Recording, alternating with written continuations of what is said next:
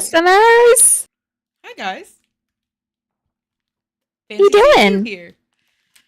Happy Saturday. Oh, YouTube chat looks weird. Happy Saturday. Happy Saturday. Happy I made myself hurt by finishing this book Saturday. Yeah. Yeah, no, I get it. I get it. Yeah. I understand. You don't. Because technically you haven't finished yet. I'm You don't getting get there. it. I'm getting You there. don't get it. I'm almost done. I am just a procrastinator to the extreme. And it's been Literally. a hectic week again, okay? These last few weeks have not been great. Okay. Oh, So, what a book. listeners, if you haven't read Iron Widow and you care about spoilers, this isn't the live stream for you. Yeah, maybe just like mute us. I don't know if that counts towards our views. But like maybe just mute us and just have us up in the background. Yeah, just look at us in all of our Yeah, cuteness. just look at us in all our PNG glory and just pretend that you know what we're talking about. Yeah, just nod along every few times, you know? Okay, right off the bat, I want to say they throw a lot at us very Yes. quickly in terms of world Yes. building. Yes. Right? There's not like a slow world build. This is a No. Here's the crash course of everything you need to know. Basically what Iron Widow is about is a sci-fi fantasy-esque retelling of a actual empress from ancient China way back when, Zetian, who did a lot of cool stuff, cool stuff in China during her reign, and she really is that better? Started off as a concubine twice over, and then just sort of like took control and provided some liberal policies way back when. And this is a retelling of that, and you can kind of see it, which is why there's so much thrown at you in the beginning, because it's really prepping you for the rest of the story and the plot and all of that. I didn't know it was a retelling. I walked into this knowing very little about the book, other than the fact sort that of a Kayla retelling. Yeah, a little bit of a retelling. Yeah, I just know that Kayla liked it and went through and decided that I was going to read it.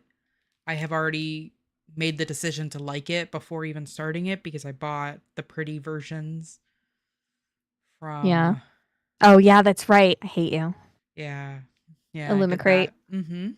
Hate your guts for that. And so essentially what's going on, right, is very not Destiny. There's a game that reminded me of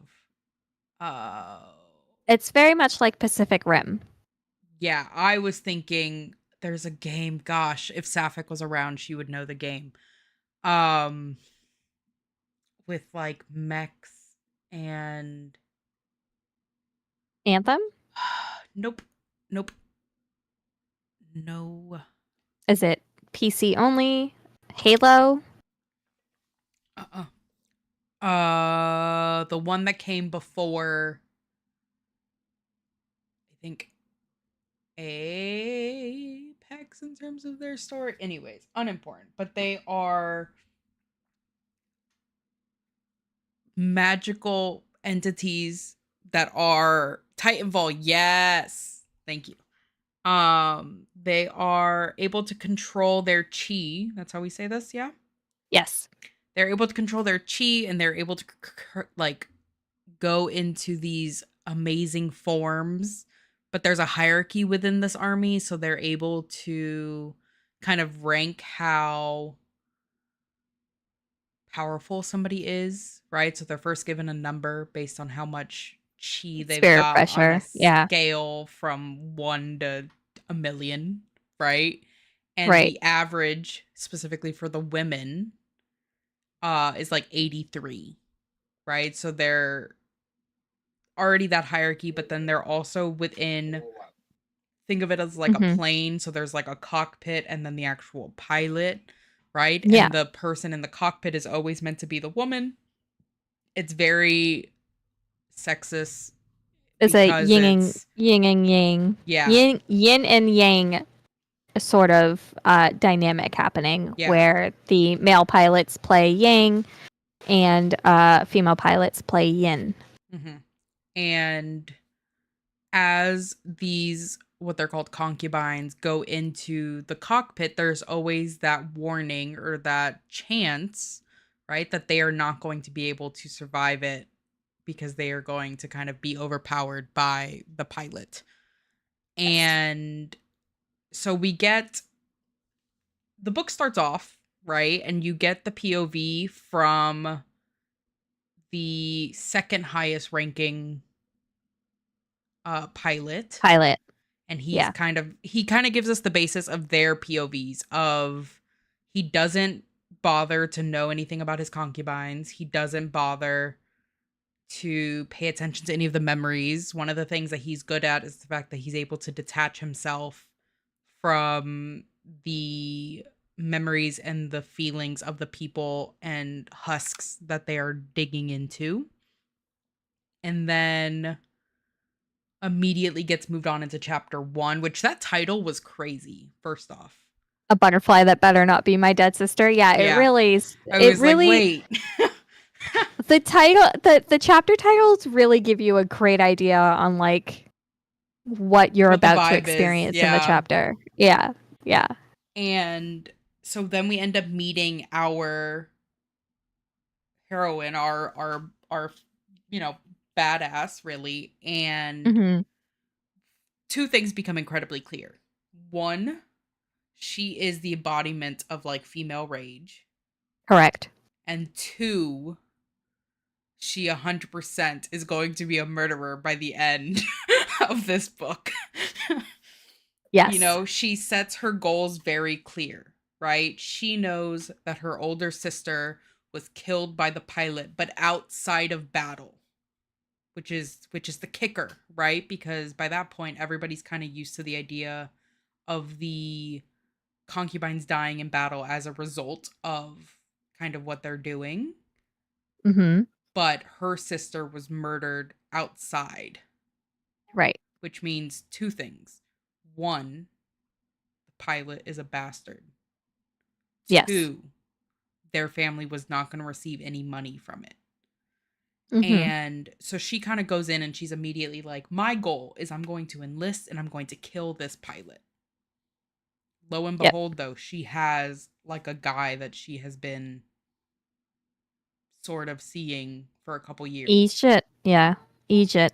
And he, I think, like most people would react, is like, hey, this doesn't seem like a good idea. Yeah, maybe you shouldn't put yourself directly in a path which will get you killed. Because Like maybe either this that's pilot's going to kill you. oh, yes. Before we continue, trigger warnings. If sexual assault, suicide ideation, things of that nature are very triggering for you, please maybe mute us because that's a good it's a Good good boundary to chunk. have. Yeah. This is a good chunk of this book, and I don't want anybody to feel wildly uncomfortable while listening to us. It is very heavy.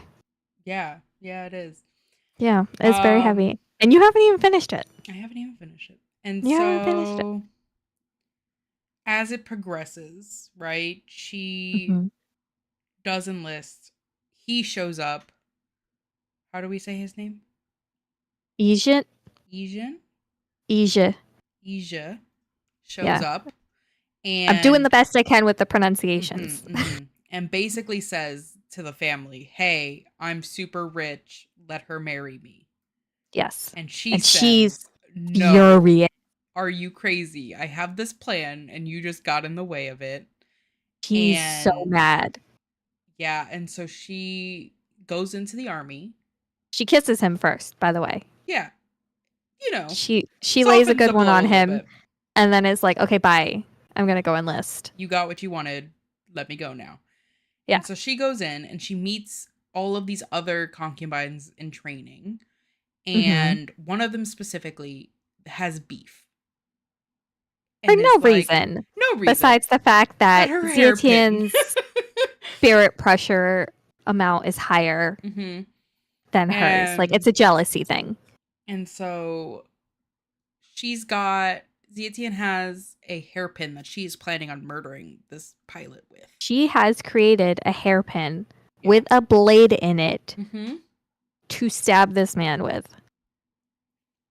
We all been there. And You're not wrong. and she gets asked, like, hey, isn't this like kind of not going with the look that we've got going Yeah. on? And they Mm-hmm. have an argument in the middle of this place, right? And suddenly the pilot shows up and he's like, wow, Young Wang. young Juan. Young Wang. Yes. He shows up and he's like, that one, right? Because Immediately picks Zietian. who isn't going to be drawn towards the feisty one, right? For whatever reason. I Mm-hmm. would have loved to get a little bit of his POV of like why he chose her. But he Do you want my opinion on why I think he chose her? obviously. Because I think he likes to break them. Mm, I think he picks. I think he he picks the goes feisty for the. ones. He picks the feisty ones, or at least the ones that he will have the most fun breaking. Dang. Because he's a giant piece of poop. Yeah. And so they go back to his place. They're gonna consummate their partnership, right? Because she is assuming that she is going to be able to kill him in his sleep. That is her plan. And lo and behold, before they're able to actually do anything, alarms go off and they get dragged into a battle. Right? And he shows his colors here's the very rule. quickly. Here's the rule. The closest concubine to a pilot gets brought Mhm. to the chrysalis with the pilot. So Zietian There was no one realizes closer. real quick, like, that she's gonna be the one forced to pilot. Which one is it? He's the nine-tailed Yeah, fox. he's the Naruto of this Yeah. this verse. And like, she starts freaking out. So he has to bind her. Yeah. And basically he puts tape over her mouth Basically and treats her like a hog. yes, he like hog ties her and carries her to the chrysalis, slams her into the seat, Yep. and she has absolutely no say. Yep. She doesn't have a choice. She has to do it. And let me tell you something, right? I immediately wrote down, yo, he tied her up. And so they go into this battle, right? And when you're dropped into this battle, the concubine is basically thrusted into the pilot's mind palace, you know, the mind palace of his dreams.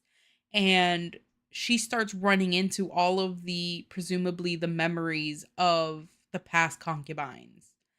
And they're all kind of asking for help and she's like, "Okay, but I have been told in order to survive this, in order to do well, I need to do whatever my instincts are telling me to do in his mindscape."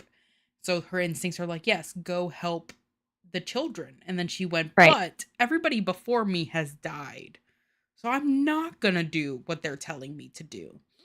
And she starts kind of diving deeper into his memories and finds out that everything he has ever said to her, he has said to others. It's a script. It's a script that he follows, like word he for uses word. on every concubine, every consort that he gets. It's the same messaging over and over again.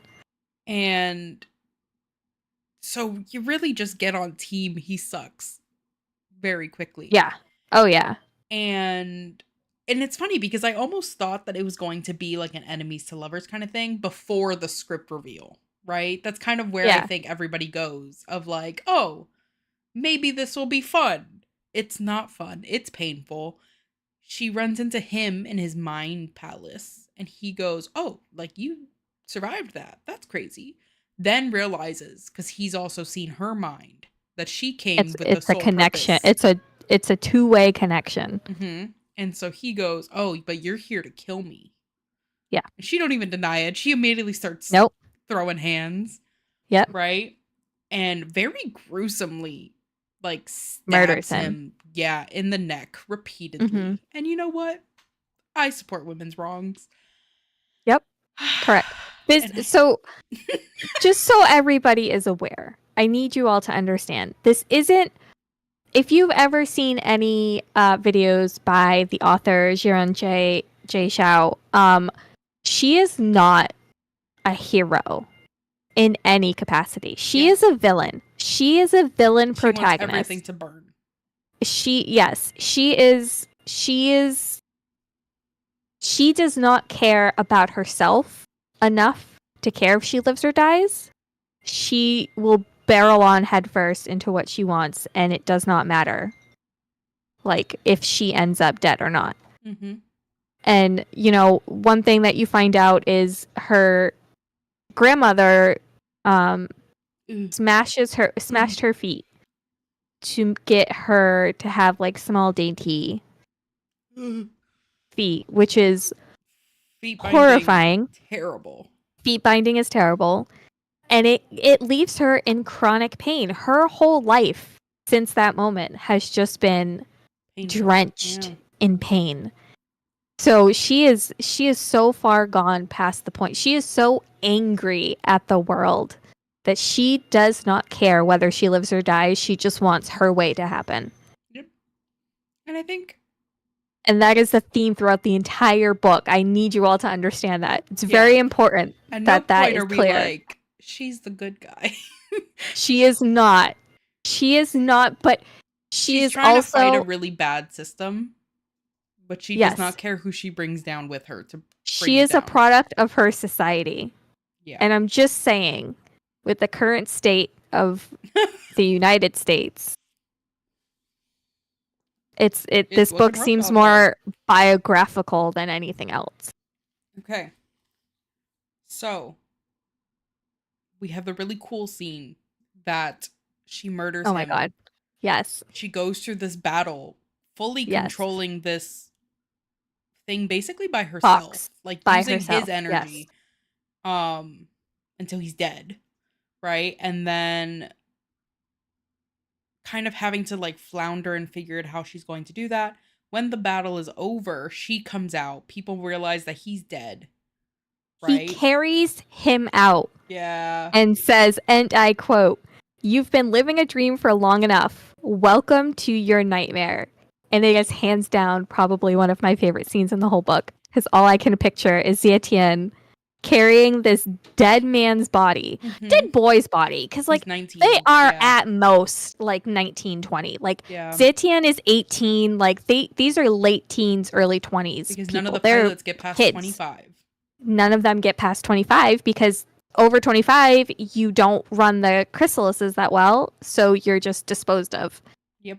But that was wild. It's such a good scene, and it's written so well that you can like picture it in your mind. So good. And so the whole army kind of views these fights kind of as like games almost. They have Propaganda. a ranking system. They give points to the soldiers based on what they do in these battles. And so we find out that the one that has just been murdered has been basically ranked 2 for years. And we get this this foreshadowing, this mention of another one that is constantly rank 1. No one can beat him, right? He is known as the Iron Demon. First off, what a name.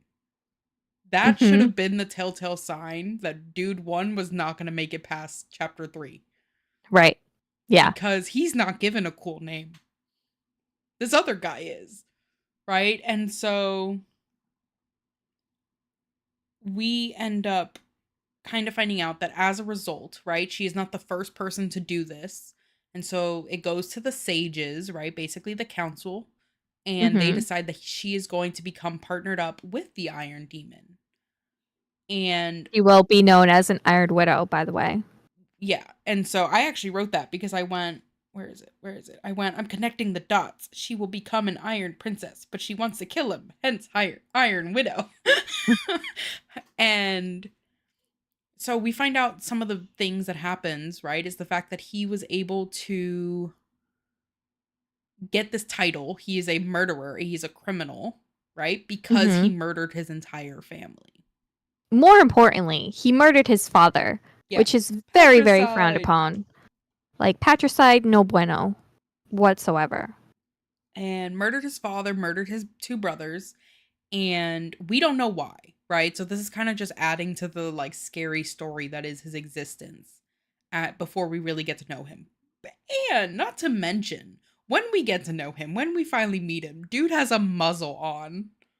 He has a muzzle and a leash. I need you all to like picture this Giant 19-year-old, man of a 19-year-old. giant 19-year-old with dark, short hair. Because, by the way, like short hair, another thing that's not known to be a good thing, especially for men, because hair has a lot of meaning in this society. The longer your hair, like that has to do with like family and things like that.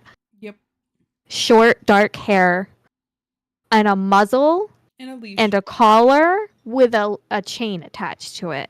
Yeah, they really paint the picture well, right? Yes. And so she kind of is like, "Hey, if you're going to kill me, at least look at me." Right? Because from the very beginning, he doesn't show any animosity towards her.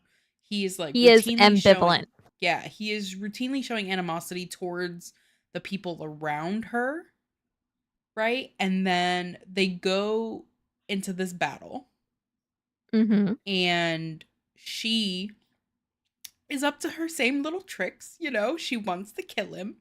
Yeah. And they have a really good fight scene where he's like, "Yo, wire," and he's kind of confused, and she doesn't succeed, right? They actually end up creating This weird what's called a villainous villain, form, which yeah, is of the disgusting Vermilion sounding. Bird, Yeah, which I feel like his is comes like out a of like phoenix. Yeah, I'm Silent assuming. Hill. His is a Vermilion Bird, Okay, but which I guess vermilion just is, means red. So I guess it phoenix. could be Phoenix-esque. Yeah. Yeah. And so they come out of it, and everybody immediately is like, "Hold the phone. She survived. Y'all didn't work properly, but she didn't die." And bare minimums is what this society relies on. Mm-hmm. And so he gets the muzzle taken off, and immediately he's given a flask. Yep. And we see more of the picture How do you keep a giant man compliant? drunk. You keep him drunk. You keep him addicted to something. Yeah. Mm-hmm. So they enable that.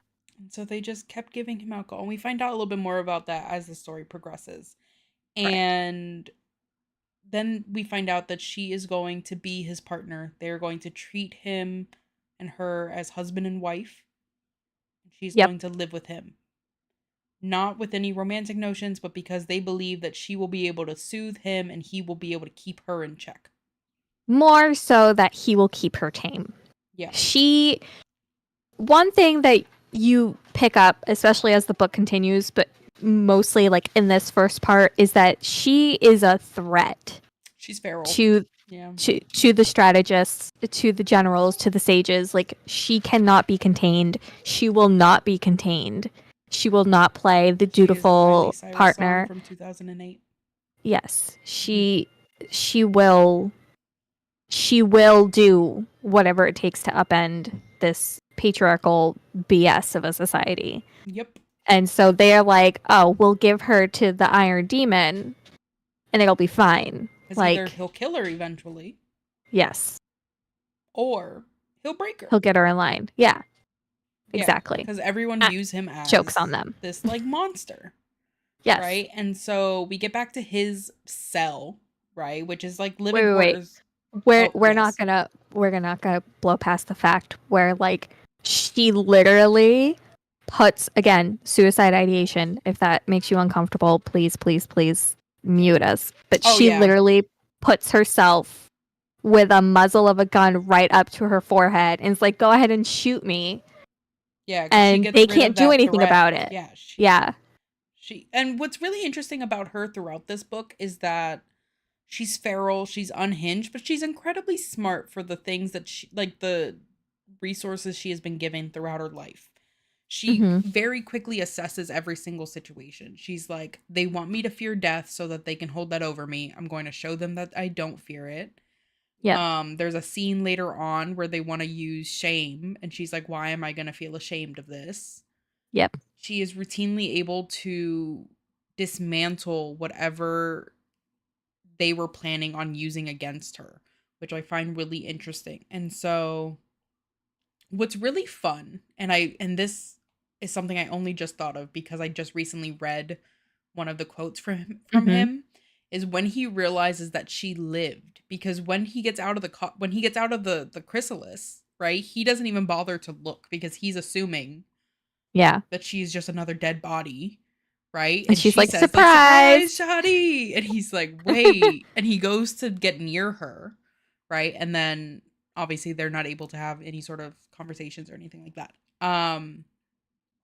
When they get back to his cell, he's immediately just an awkward 19-year-old. Like he's Mm-hmm. like, okay, well, nothing's You take gonna the bed. happen. You could take the Or bed. Like here's extra change of clothes. There's the bathroom. mm-hmm. He's like incredibly different from the picture that everybody has been painting of him. Mm-hmm. To which I immediately wrote, they are going to be the true enemies to lovers, Yeah. right? Because I'm just Yeah. rooting for it. Because Mm-hmm. yes, we know that we have, how do I say his name?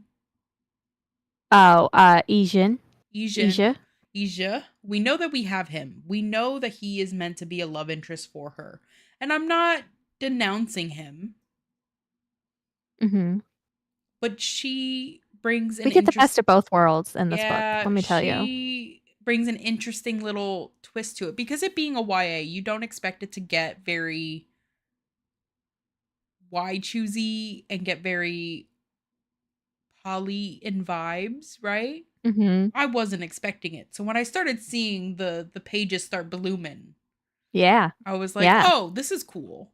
That Okay? that was one of the things that enticed me because the author specifically came out and they were like, "Yeah, no, there's no love triangle here. Why choose when you can have both?" Yeah, why Like I was choose? like, "Heck yeah, let's go." And so they have like a really interesting relationship because he very quickly tells her why she does not have to worry about sexual assault with him. Right? So once Mhm. again, listeners, this is that trigger warning. But we find out the homeboy had a little crush on a Yes. girl in his apartment complex. Yes. And his older brother found out. And Mhm. he and the younger brother sexually assault the girl.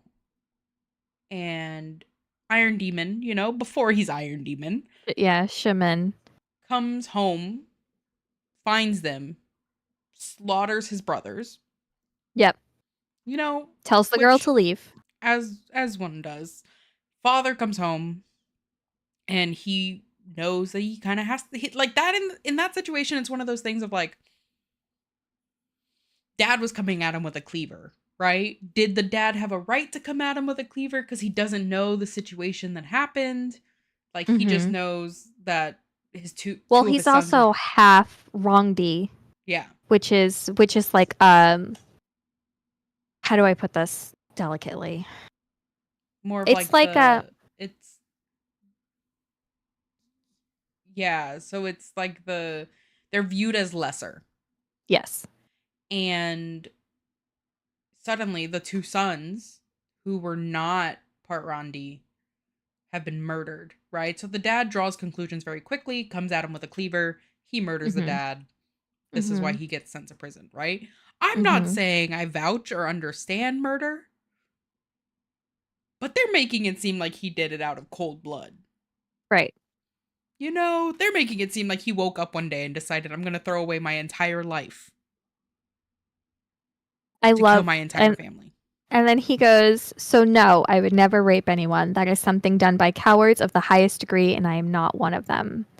And it really gives you a really great insight into Shimon and like how he is as a person. Yeah, we he doesn't talk often, but when he talks, they're He good he drops liners. some bombs, Yeah, he yeah. drops some He really drops some cool lines. good lines. And she kind of like lays into him still because here's my only, not necessarily a gripe, but my really only note about her as a character is she's She's so very aggressive. aggressive and Yes. like tunnel minded, to where Yes. there's no like gray areas, right? In her She's head, like, she's I'm like, willing to die. Why aren't you? yeah, and Very much she like, I will put myself in harm's way, but here you are with all this. You have way more power as a man, and you just let them push you around. but I do think that that becomes an interesting conversation of, because he has that more power, he's more Yeah. inclined to feel that like selfishness of not, or not necessarily selfishness, but that like um survival instinct to be like, Mm-hmm. hey, why am I going to do this kind of Mm-hmm. thing. And so she like really berates into him and is like, all every single time you get into this chrysalis, you know that this concubine is going to die. Right. um and so he kind of like doesn't even blow up at her, and he's just like, wow, you're kind of charming, aren't you? And then there's a scene that I really love shortly after this where they're out eating in like the dining hall with like the rest of the Oh my people, god. and a fight Yes. breaks out unrelated to them. Yep. And then as this fight is happening unrelated to them, they're kind of just eating, like they're just living their lives over here. And then they are They're ignoring it. approached by another guy, right? Which, mind you, she isn't well received because she, She's you an know, Iron Widow. She murdered killed the young guy. young Wong. Yeah. Yeah, and so she's not well received in this society, whatever. And this guy approaches their table, and they immediately start trying to egg on um Shimon, and Mm-hmm. he's not buying it. I think he's like, I've played this game before, right? Like, Mm-hmm. you're not telling me anything new. You're not being even really creative with it. Like, we're good. Mm-hmm. She, however, gets upset on his behalf, Yeah. and she's like, stands up for him and stuff like that. So then the attention is obviously diverted to her, which really isn't a problem until the guy gets physical. Once he puts his hands on her, Once he puts his hands on her Shimon and she comes alive. reacts, Yes. right? Because I think if Shimon he just put his comes hands on her, alive. yeah. And so remember, even when he's not, like, anytime he's not in his cell, or even when he's in his cell, he's got chains on him. Mm-hmm. And this is important to note because when somebody On puts, his leash. His yeah, leash. Yep. when somebody puts hands on her and she responds in a sound that makes it obvious that it's painful, right? Because a part of me does wonder if it didn't hurt her, like if she was able to do something about it, if this scene unfolds the way that it does. But the moment that she actually makes a sound, man, he just, He immediately, like, they both go for his leash, but Shimon really gets there first and is strangling this guy with his own leash, with his own which leash. is nice. Chef's We kiss. love a touch her and die trope over Yeah, here. especially when by Okay. this point they're not really homies. They're not even in love. They're not even together. She can't stand him. She doesn't want anything to do with him. He just wants to be drunk all the time. But the second Yeah. there's even a hint of somebody causing her pain, Yep. he Unleashes. And snaps. He unleashes. what's really fun about this scene is not only is it a good fight scene, right? But it's also Yes. a part where when he is in the middle of fighting one of them, right? Another person goes and is going to shoot like earth chi at him, and Hmm. she takes a metal Takes her tray tray, and throws it at the guy her lunch tray, and to then goes back to eating her lunch. yeah, which is so cool, So right? good. But he walks over and has that gut instinct of, oh God, he's still upset and now he's walking towards me. Am I next? And he just says, like, thanks for the support. Yeah. Are you And we okay? love that.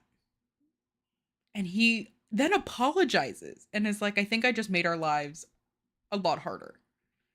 But then he realizes when the soldiers come, Mm-hmm. he realizes that something's wrong. And he tells her, be careful. Before he gets muzzled and everything, he looks at her and he's like, be careful. Mm-hmm. And it doesn't really sink in until the next chapter. Yes, we are live. What's that? Oh, Yeah. hello, wife. Um, And we it don't know really why. sinks in the next chapter. We're just told like he clocks that there's no reason for that fight to have been able to go on as long as it did. And when she gets back to the room that they're staying in, she's by herself. Yep. And a hooded figure comes in Yep. and attacks her because he says that he is avenging the pilot that she killed, Colonel Yang. Yep, the one that which she killed. frick that guy, you know? Yeah. Mm-hmm. And so he's attacking her, and then lo and behold, I you know know.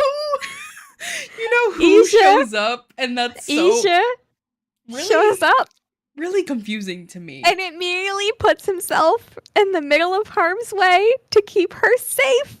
Yeah. And what I really love about this, right, is the guy leaves. We find out that he immediately enrolled into a strategist class to be there, right? And he says Mm-hmm. such a nice thing to her because he basically says, like, Oh, do you want me to yeah, read it? yeah, read it. They deserve. Because I have this as one of my Mm-hmm. favorite quotes. When you cherish someone for how amazing they are, you don't pluck them from their roots just to watch them wither in your hands. You help them bloom into the incredible thing they're really meant to be. And And then later, he says, you're not something I could ever come across again. a man. A man. And A so man. we kind of learn that he's willing to follow her no matter whether, they're romantically involved or anything like that.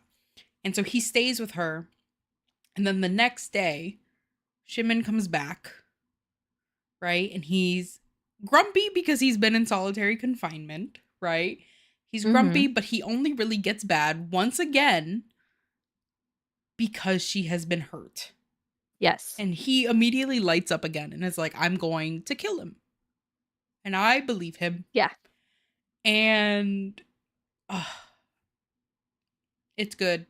I like it. Listen, a touch her and die trope. Goes And then so I love far.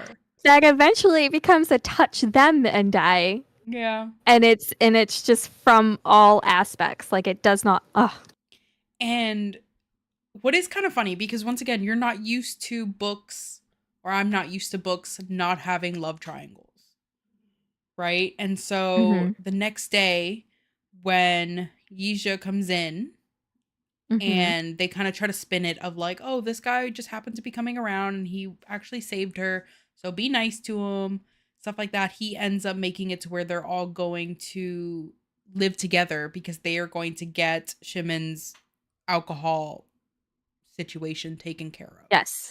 Right? They're like, no, you need to go through a detox. There's no way you should be, this is the reason. You're not reaching your full potential by And you're also being putting her in danger.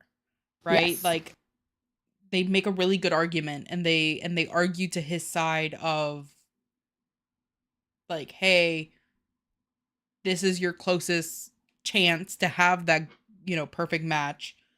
Are you really going to squander it because you're not, you know, Mm-hmm. living up to your full potential?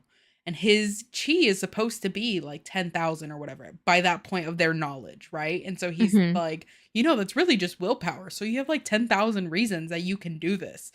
And Shimon has that moment where he goes, it's actually like 18,000 now. Yeah. And it's so funny because he's already given into it. Yeah. But he still has to like have that last word, Right. And so they all move in together. And Shimon has that conversation with her, which I think is important and really gets rid of the love triangle very quickly, because he's like, hey, what's going on between the two of you? And she tells him, and they're honest, right? And then she goes and Mm-hmm. does something which I think is funny, but she goes straight to Yeah. Yeah. Isha. Goes Isha's straight to room. his room, right? They start making out. Things get a little hot and heavy. Dude's covered in tattoos. Let's fast forward a second. Dude is covered. And I find that so Wild. wild. Because he comes across like he doesn't So come across in that cutesy, way. so demure. Yeah. And then he's just this walking piece of artwork Yeah. in a beautiful way. But he also, like, I'm very interested in knowing more about it because he specifically says that those are because he is his father's son. So they're not just Yeah. tattoos for the sake of tattoos. They're tattoos because of something, right? Because that's what his father expects. Yeah.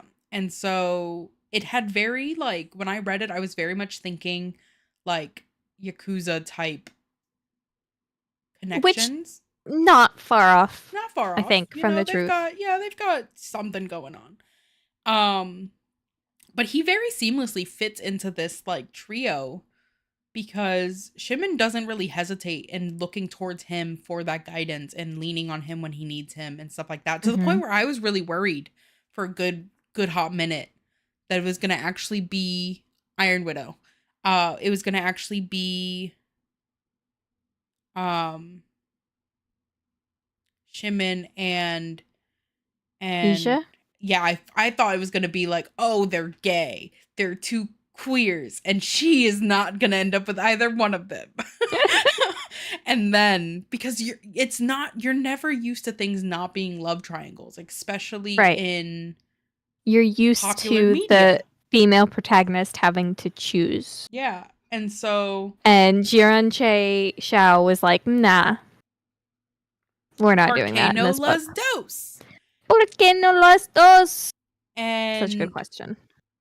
And so as the story progresses, we find out more and more about kind of the harsh realities of Shimon's life, right? Not Mhm. only is he addicted to alcohol, right? But that was something that was forced on him Yep.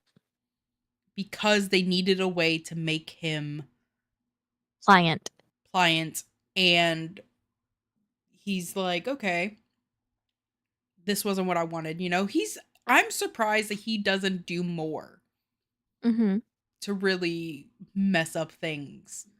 But I think that really gets like reignited in him when he meets her. And one of my favorite lines, because I am always going to be a romantic, right? Hit me. Is when on page 225, Oh my god, we skipping ahead. Hold on. Let me see. he Okay. says, "You're the miracle I've been waiting for all this time, going into these battles, praying that something would be different. I can't bear the thought of losing you." Man, oh man.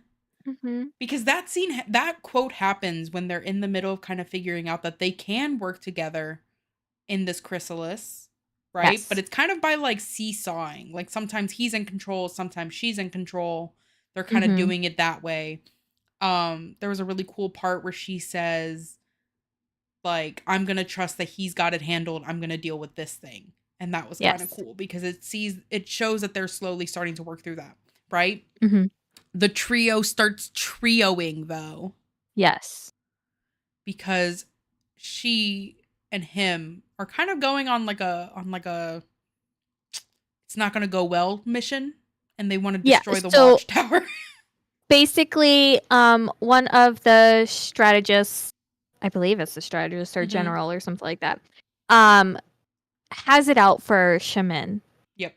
like For real both of bad. them really, but yes. For both of them, but definitely for Shaman. And so like they managed to escape him once, but they can't escape him Yeah, a he second wants to time. So tribute them.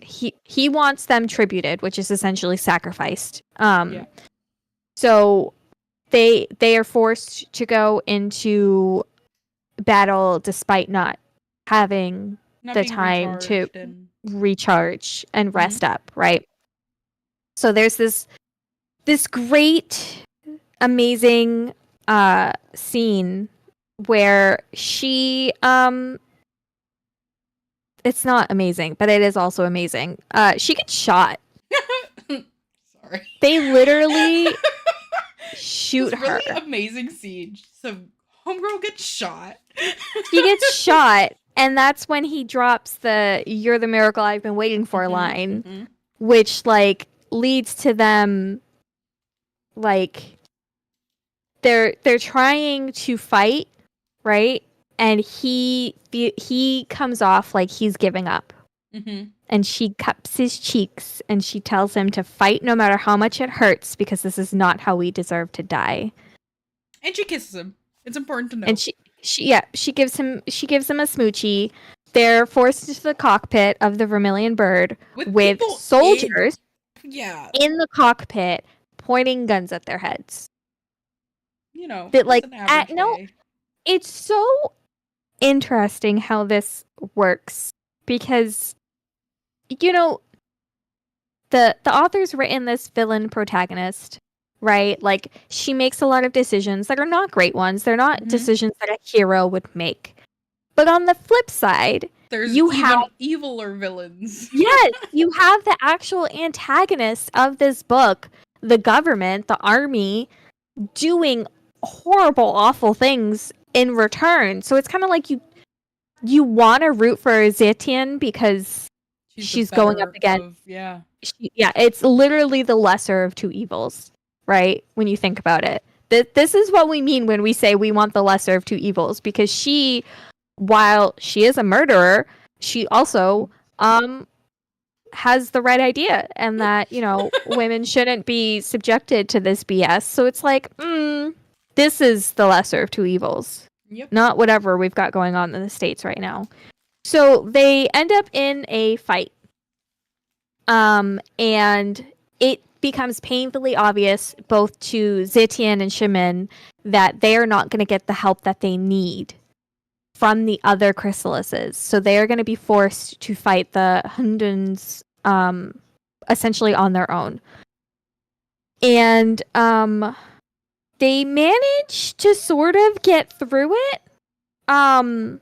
They're doing the best that they can until the Headless Warrior comes in. So, for context on that, the Headless Warrior is a chrysalis that is piloted by the man who attacked Zitian when she was alone in that cell after Shimin went into solitary confinement. He was also friends with Yang Guang, who is the pilot that Zitian murdered. All of this is context. She knows, upon seeing him on the battlefield, she knows that she now has a target on her back. She has no doubt whatsoever that the Hellas Warrior is going to come after them. So she talks to Shimin and she's like, hey, let me take over. And so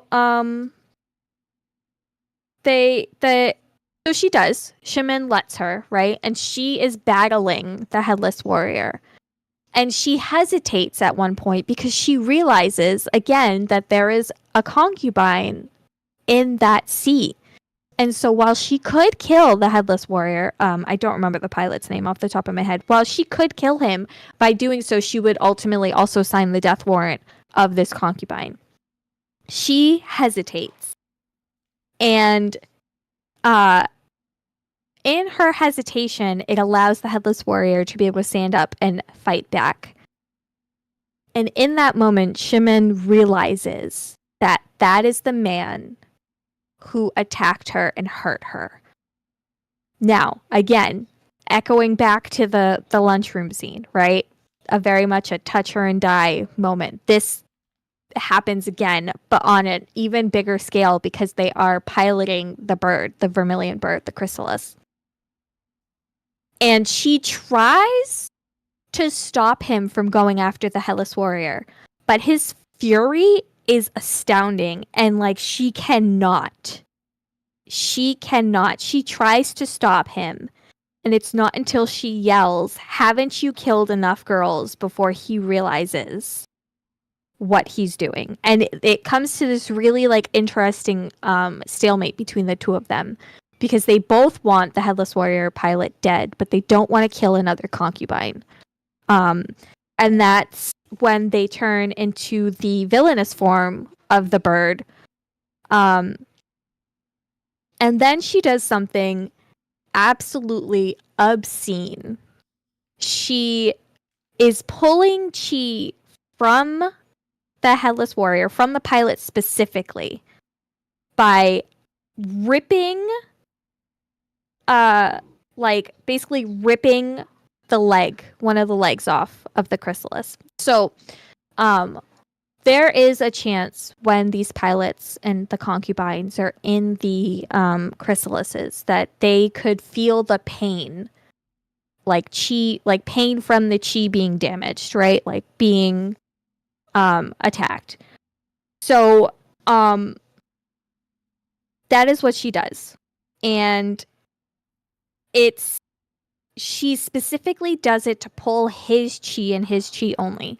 So she finds a way to kill him before he can kill her, one, and two, without also killing the concubine. Allegedly. I don't think we find out what happens to the concubine, but it is what it is.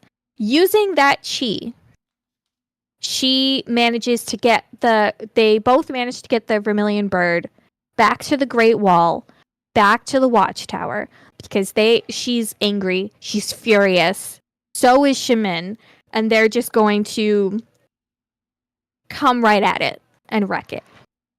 And then Ija comes out and is trying to get her and Shimin to calm down. And she's it's such an interesting scene because it really, like, you really get the sense that, like, he is her grounding force, right? Like, he keeps her on the ground rather than skyrocketing and losing control with her rage and her fury, and her righteous fury, in my opinion. So Yijing comes out, and he ends up giving her the bird, her and Shimin, some of his chi, and you realize in that moment, it's a really, really beautifully written scene where you realize that with Yijing's chi, they reach like this balance match, the three of them. They are finally in sync. The one thing that their trainer was trying to get them to be is achieved by the addition of Ija and his chi. And that's when the triangle, which is also another theme you get a lot of in this book. That's when the triangle essentially, like, forms. It's not completed, not yet, but it forms in that moment. And it's such a great, if I had to pick a favorite scene, it would definitely be when she comes out after killing that pilot and goes, "Welcome to your nightmare," or whatever. Like, hands down, that is the most badass scene in this entire book. And that's saying something because there's a lot more badass scenes coming in this book. But this scene in of itself is such a great, like, how do I put this? It's such a great description of how it can be when you have a triangle and it's a love triangle, but it's not you only get one. Like, the female protagonist only has to pick one. So he eventually just is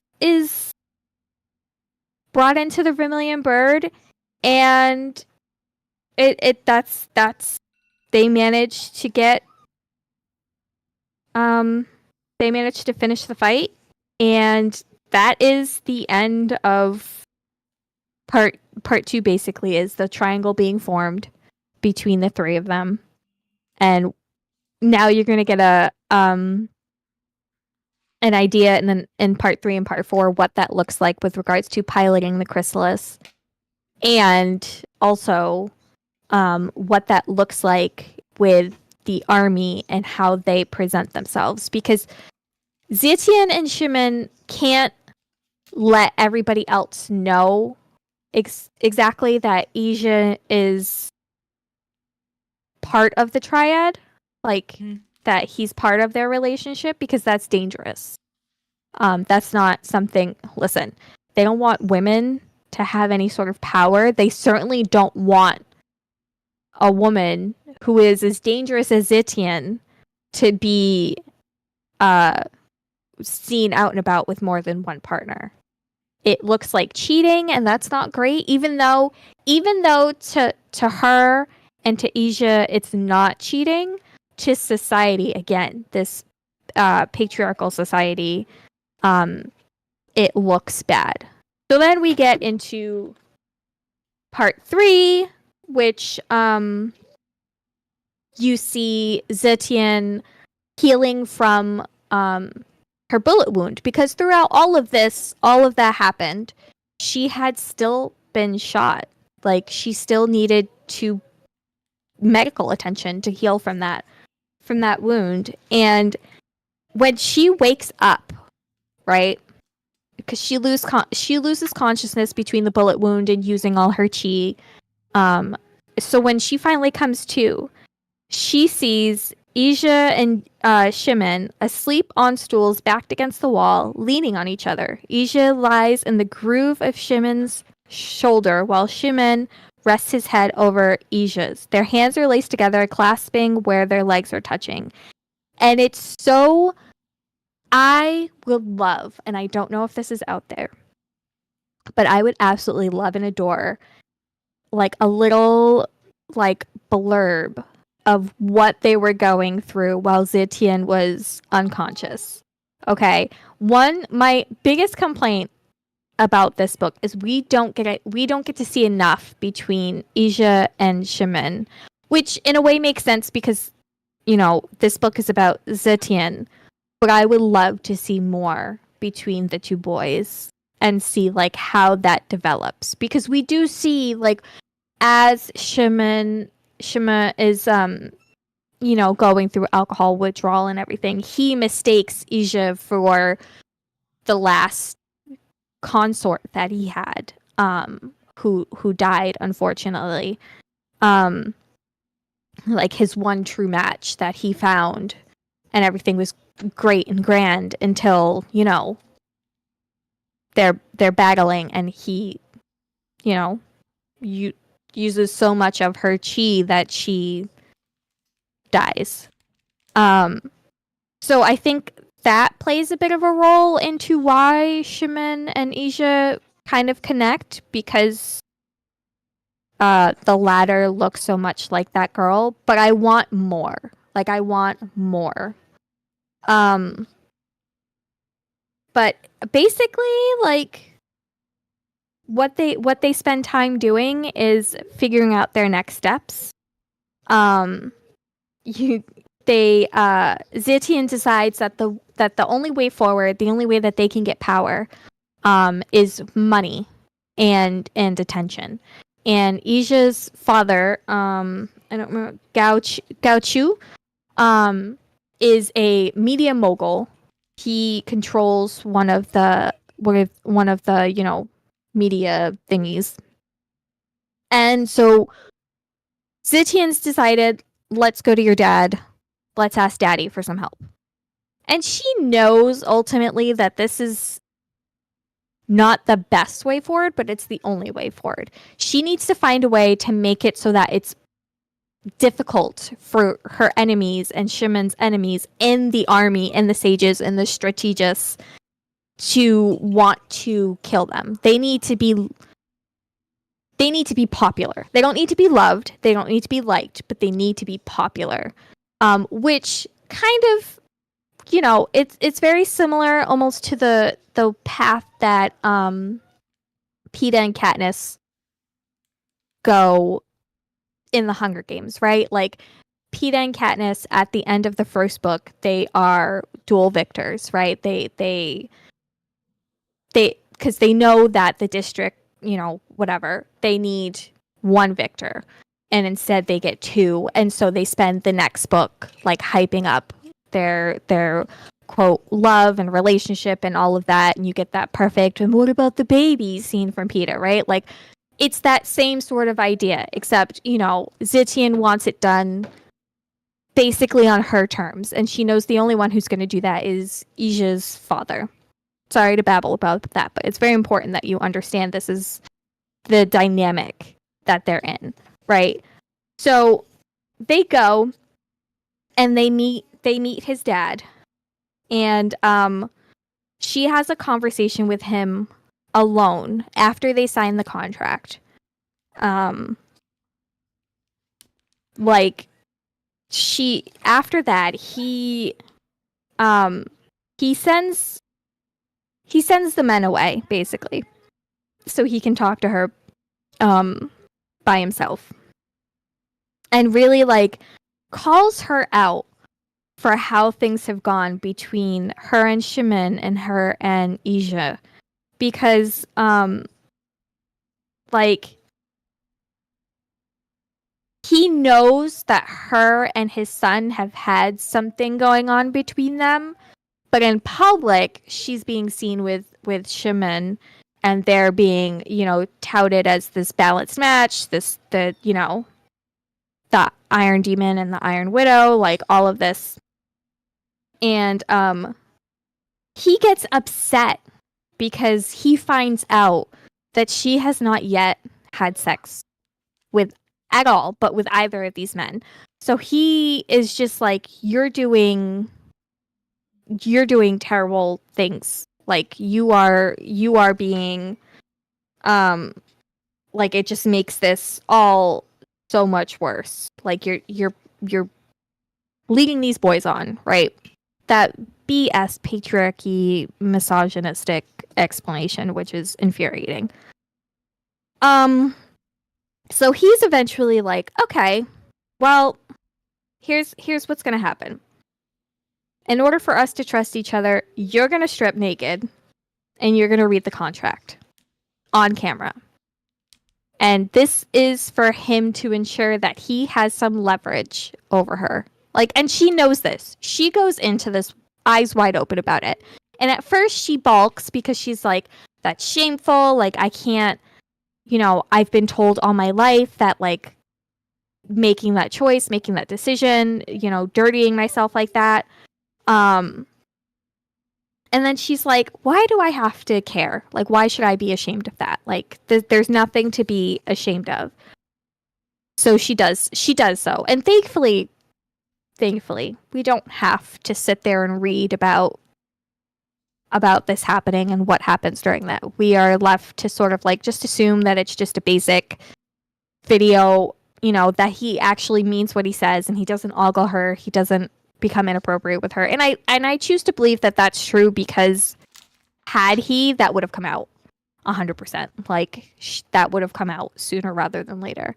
Because again, remember, when they're in the chrysalis, and even now after being in the chrysalis, because they've managed to become so in sync with each other with the addition of Ija's chi, they can see each other's memories. Like, that's not something that she could easily hide. So then what happens is they go through all these photo shoots. They're planning a wedding between Shimin and Zetian. They're gonna get married because they know that's like the next best thing that they could do, is do like a match crowning. And she asks Shimin, how would you like to outdo Duju? I did know how to pronounce these names. And Yang Qian's match crowning. So match crownings are between like two balanced matches, like one true matches, things of that nature, where like it's essentially them committing to each other in public in a very loud way, right? So they make that decision. And then we have a really great scene between Ija and Zetian where they're talking about this dynamic between the three of them. And these boys, man, these boys really know how to, you know, whip out the words, because he goes, you're not something to be kept or taken, and love isn't some scarce resource to battle over. Love can be infinite as much as your heart can open. I mean, when you think about it, love is fueled mostly by compatibility, whether two people make each other happy by being close. So it'd be pointless of me to resent Shimin. However compatible you are with him, it doesn't have anything to do with how compatible you are with me. And then later he goes, Zitian, every time you choose to look at me, I know for certain that there's a place for me in your heart. And I love this little rich boy who has just come in. He's like, I loved you from the moment we met in that forest. Like, I don't care if you love him too. Like, there's enough love to go around. Like, it doesn't really matter to me. And you see that point of the triangle like solidify. So you've got Zitian and Isha like solid. They're on solid ground. So what's left is getting Shimon and Zitian on solid ground. That point of the triangle needs to be solid. And you discover through all of this, Zitian has a memory of Shimon being forced into his alcohol addiction because that's how they knew that they could keep him pliant and ready. And it's just like you see this interesting like push and pull between Zitian and Shimon, and she realizes that like she has not given him enough credit, and she doesn't realize everything that he's been through until that moment, between all of the memories that she's seen and all of that. And she feels terrible about it, but Shimon doesn't want to like acknowledge that, right? Like he doesn't want pity, he doesn't want to deal with that, he doesn't even want to think about it, he wants to put it to bed. And the two of them just have like a really hard time coming to some sort of terms until they get married. But before they get married, we have a really great chapter where Zitian goes back home, right? And we get an interesting scene where her father basically lambasts her for not doing everything that she can and is able to do for her family. And it's just like one giant gross guilt trip from her father. And she's just left in this point where it's like, I don't know what to do with my family. Like, on one hand, she wants to get her mother and her grandmother out away from her dad because she thinks that if they get away from her dad, it'll be fine and dandy, hunky dory, whatever. And we have this really interesting situation between Xiao Ying and what's the other one? Qi Lao. They're two consorts. One, the former is consort to the black tortoise, and the latter is consort to the white tiger. And Xiao Yang is basically encouraging Zitian to like forgive your family, like put them in a place where they could be safe, put them in the city, like it'll be fine. And then you have Xiao Lao, who is like, no, fuck your family. Like, absolutely not. We're not doing, like, don't do that. Because the second you let them take advantage of you, they will be taking advantage of you until you cut them off. But Zitian decides that she wants to find some semblance of happiness.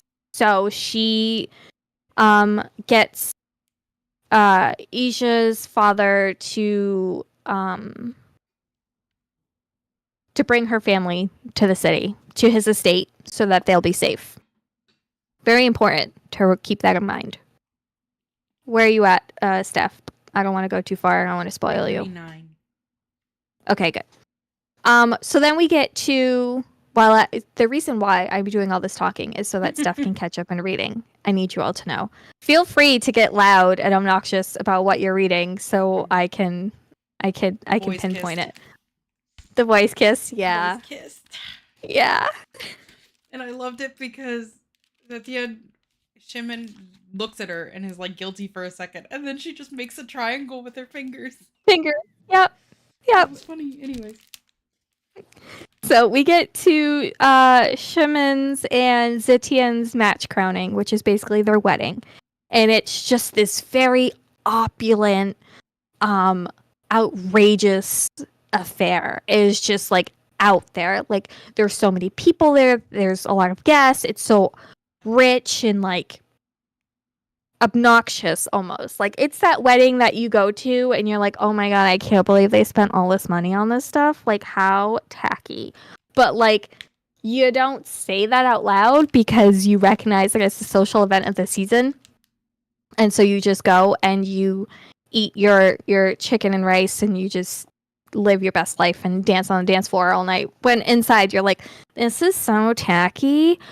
But it works. Right? It works for them. It does what they want it to do. And there's, they finally acknowledge that Shimon is the king of the pilots. The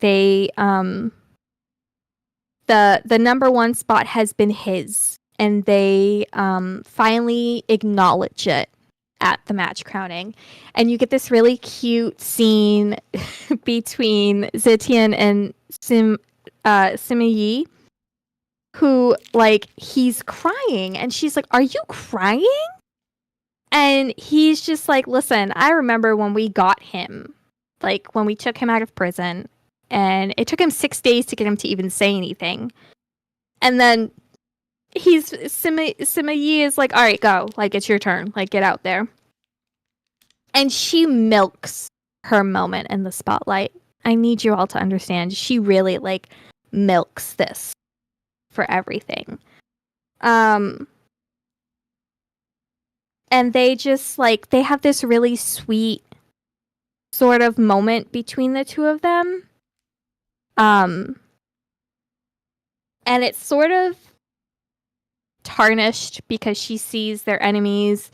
She sees Gao Chu, and she's back to being angry and frustrating, but she's trying to push it aside because she recognizes that, like, she's in public. She has to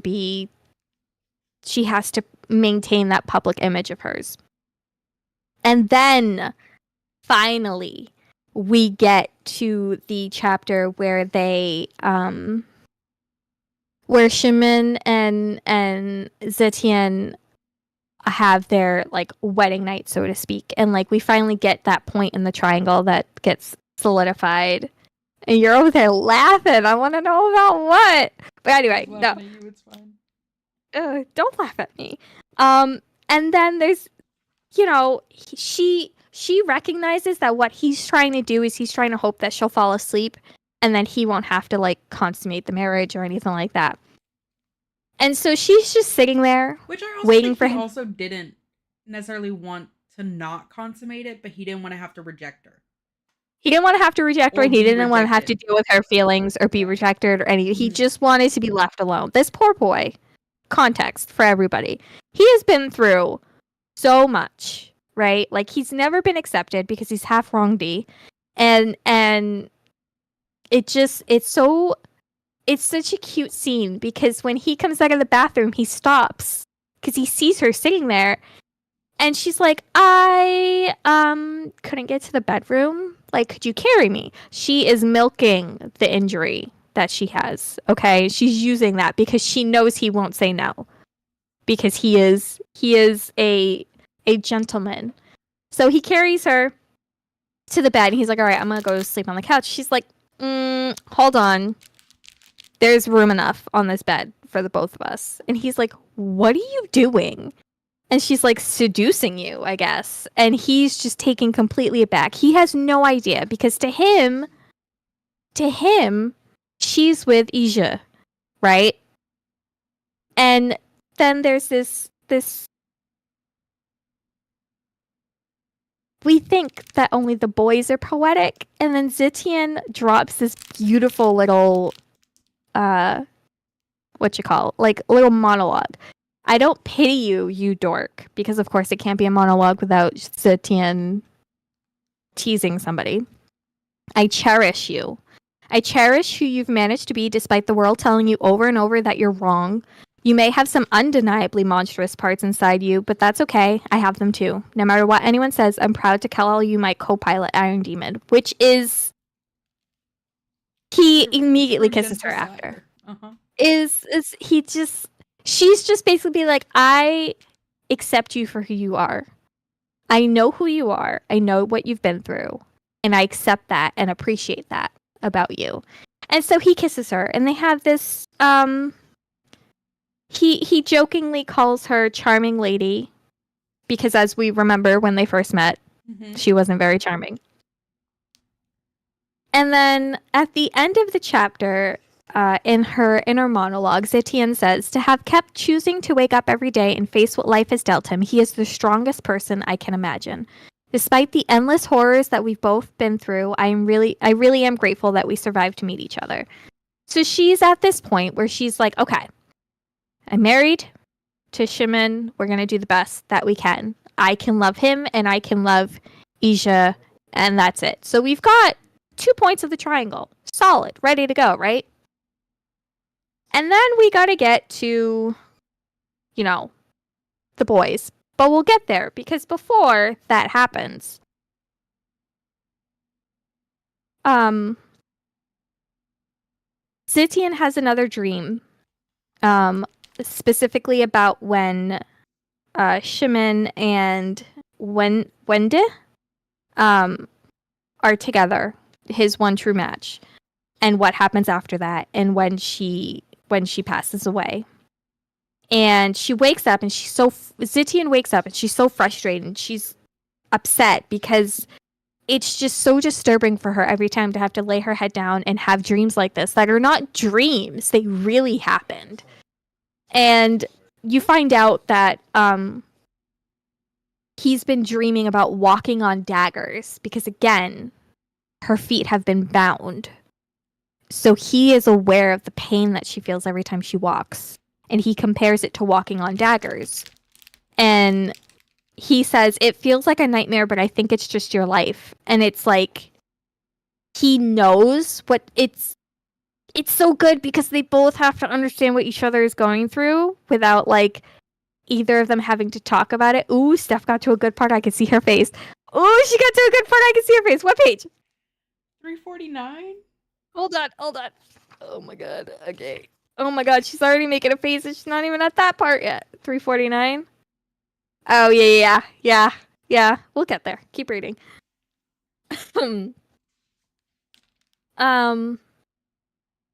It's just... It's on the same... I'm distracted because I'm watching her read and waiting for her to get to the rest of it. But it's interesting because she tells Shimon that pilots are tools, weapons. None of us have any real agency. It's the strategists and army higher-ups who are controlling everything in the shadows. Like, she uses that to tell Shimon that, like, it's not your fault. Okay, all of these girls that have died, it's not your fault because the army and the strategists chose to send them to you. Like, you didn't have a choice.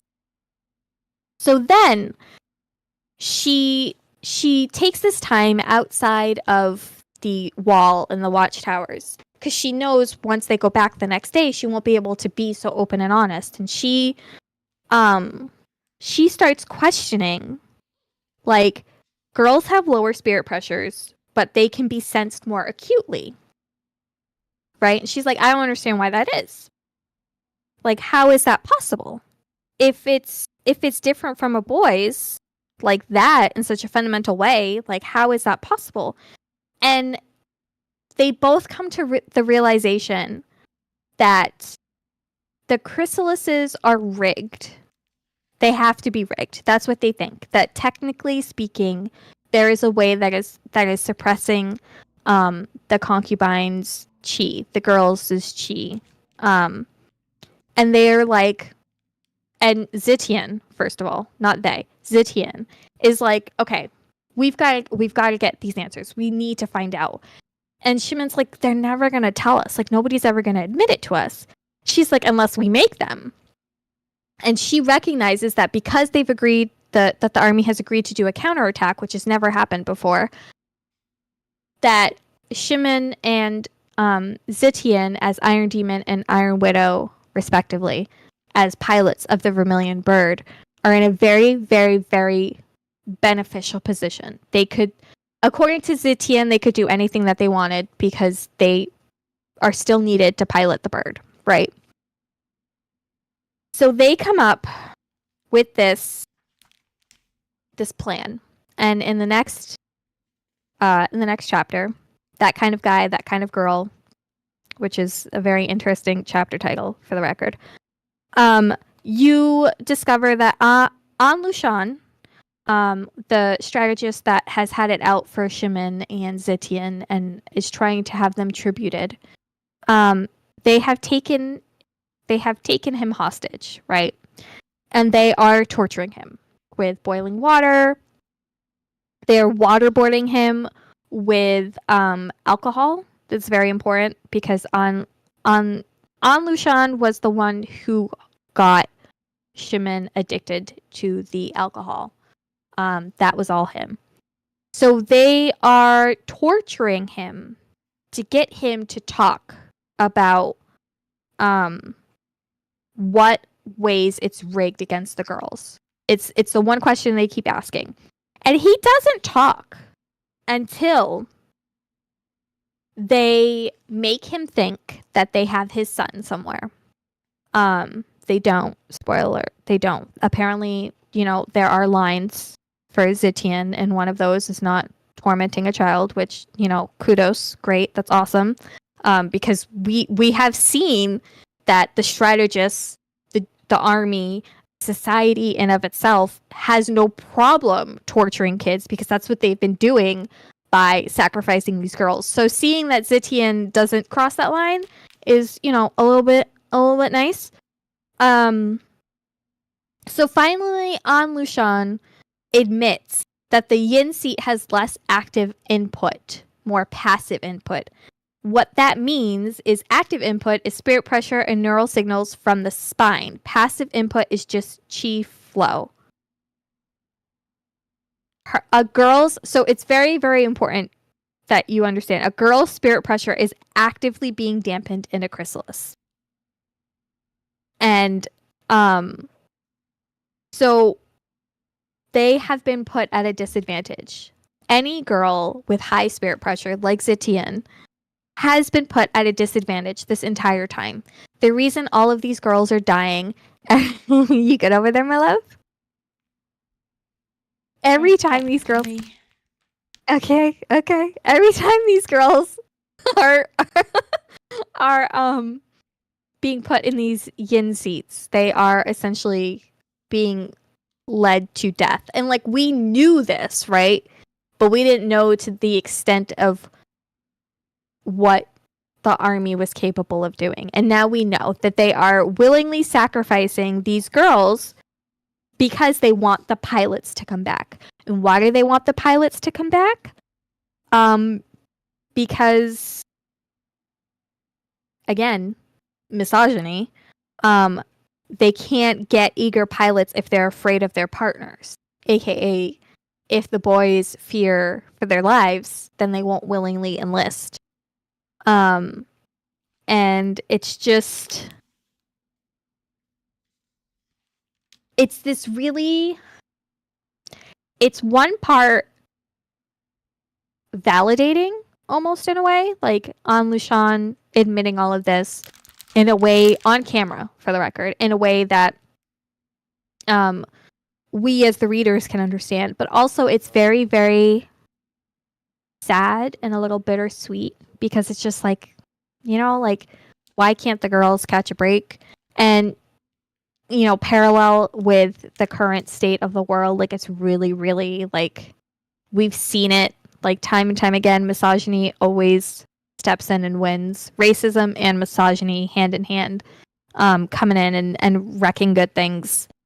So, long story short, they kill An Lushan. Zitian has a really great like final words for him on page 327. I don't want to read the whole thing, but the end, she says, "Before you die, let me confirm something for you. Girls like me are everywhere, barely putting up the facade of wives and daughters and concubines, and I don't think they'll be very happy about the army's lies." So basically, they drown him with the alcohol. They waterboard him to death, essentially. Then they go home. They're sweet, and they are greeted by Ija in a flour-caked apron and a pair of floral patterned sleeve protectors. Because he is cooking. He's cooking them dinner, and he's got all of these anti-surveillance methods going on so that they can have a conversation without anybody in the army like overhearing. And this is one of my all-time favorite scenes because it goes, "Perks of refusing to play by the rules. You don't have to choose between the boy who'd torture a man to death with you and the boy who'd welcome you back with pastries after." Because if there is one line that really sums up the triad, it's that one. And so they let Ija in on what's going on. And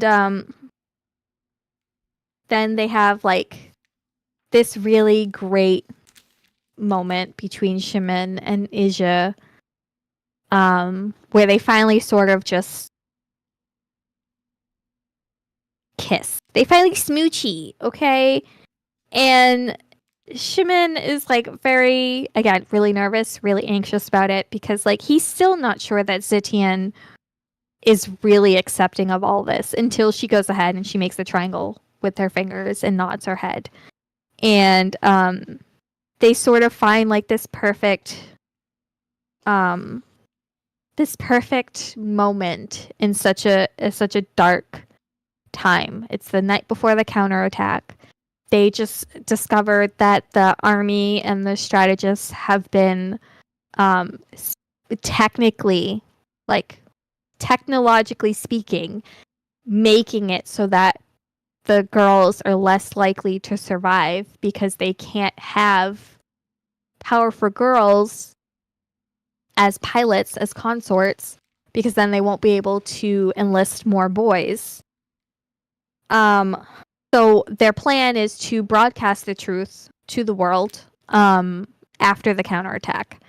And then that is the end of part 3. And we go into part 4, which is talking about the counterattack.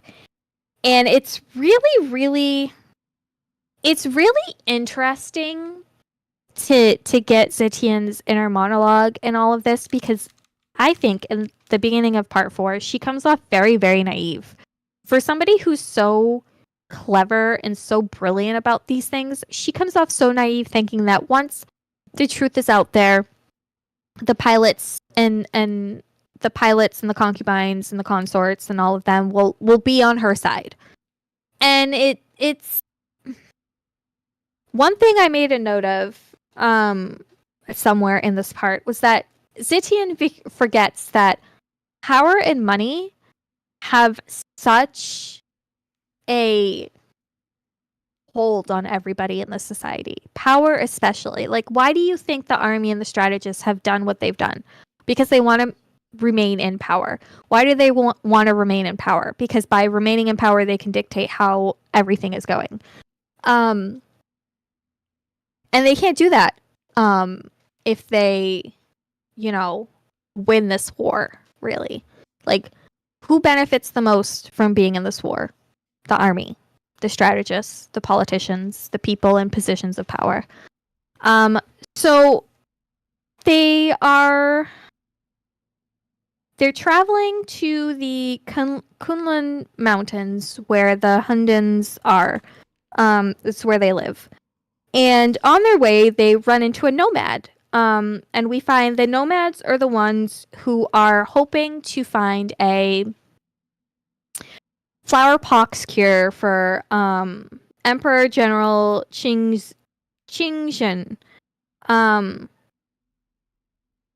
which we hear a little bit about this Emperor General throughout the book and how powerful he was and how strong he was and how, the rumor was that he used his water chi to like keep himself in sort of like this. Walt Disney. Yeah, he pulled a Walt Disney, a cryogenic state, until he could get a cure for what ailed him. Because at the time when he was alive, there wasn't a cure for flowerpox, right? Which I think, if I'm understanding flowerpox correctly, would kind of relate to like smallpox, in our like reality. Which, if you know, smallpox has like no cure really. Like the smallpox vaccine, there's very little of it. Like, if there were to be a smallpox outbreak, we would be epically screwed. So it's the same sort of idea with flowerpox, right?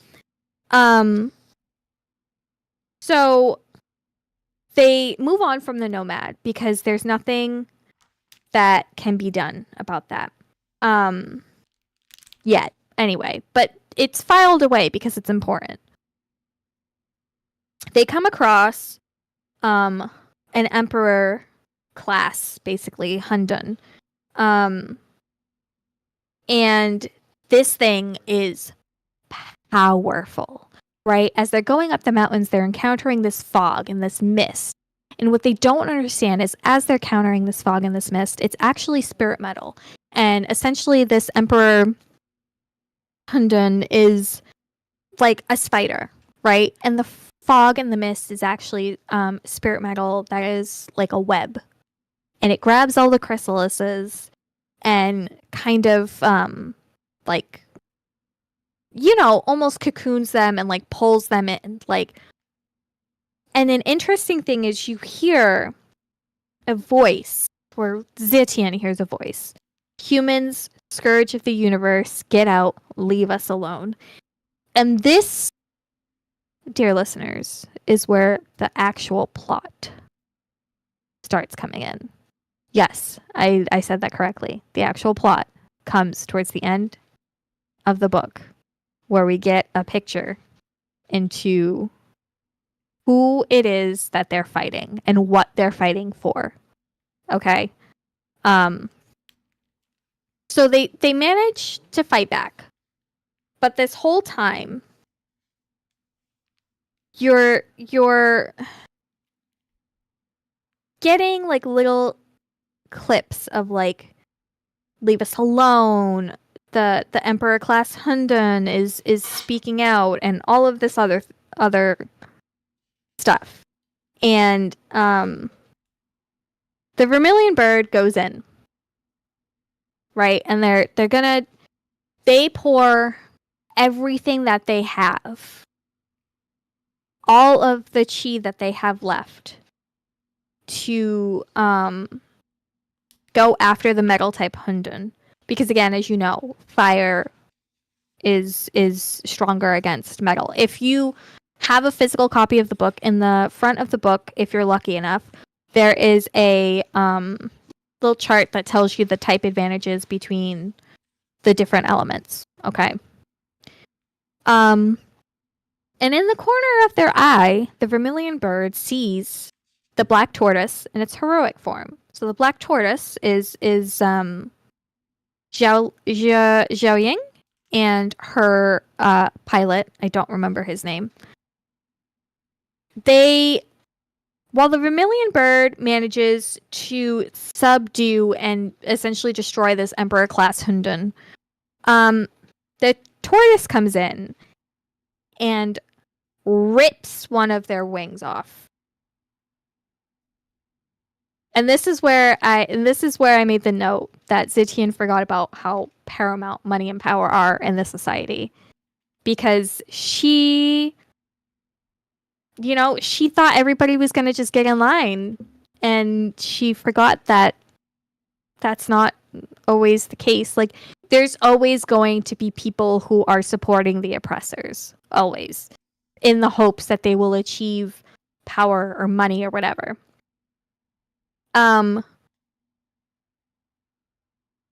So the next chapter is very brief, but you get insight into what's going on in the cockpit. And Shinmin says to and this is where I started screaming. Says to Zitian, "Catch is Ija," and she doesn't understand what that means, and until her senses come back to her, and she was ejected from the cockpit. So, they have wings. Shimon and Zitian have wings built into what I believe is their armor. So she's trying, with her very, very limited chi, she is trying to navigate falling and catching Ija, which she does, right? And then she catches a good look at the black tortoise, because this whole time she's assuming that Shu Yangshang's the pilot is the one making this choice, who specifically attacked the vermilion bird and is trying to essentially kill them, tribute them. And then she sees that Zhou Ying's chi is right there. Like, she is absolutely aware and in control of what's going on, right? And it absolutely, it's so upsetting, because it's upsetting, but it's great, because this entire time Xiao Ying is set up as like this ally to Zitian, like somebody that she can rely on, somebody that she can lean on, like a friend, something that she doesn't really have, right? And it turns out that that was all a lie. Like, it was just to get her where they wanted her. The bird is fighting, right? The bird is still fighting against the black tortoise, and you realize Shimon is doing it alone, right? And they end up Zitian ends up getting them to the white tiger. And Liao and Yang Tian are like, what is going on? And so they let Zitian and Ija into their cockpit. And there's another heartbreaking moment. Like, Zitian thinks that she has allies, and what she discovers in this chapter specifically is that the people that she considered allies weren't actually allies. Because as she's trying to convince, or as the white tiger is going to help the vermilion bird, the chief strategist goes, "White tiger, please focus on the battle." And they're like, "No, like, the black tortoise is killing the vermilion bird. Like, we're not going to do that. We're not ignoring that." And Sima Yi, who was training Zitian and Shimon, who found Shimon and trained him, right? Who took a vested interest in getting this couple to find a synchronous way of running this chrysalis, goes, "Just focus on the battle. Other things are not your concern right now." Excuse me. And then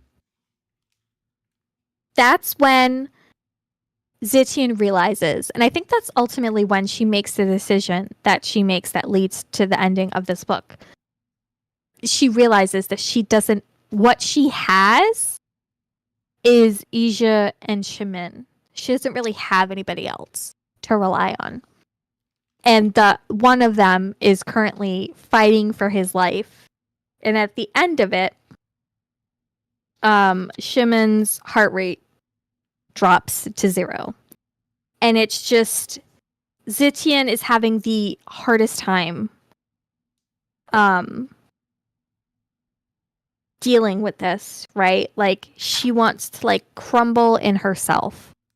And it's so, I am not, when I tell you I am not doing this chapter any justice, I mean it, because you can feel the emotions in the writing.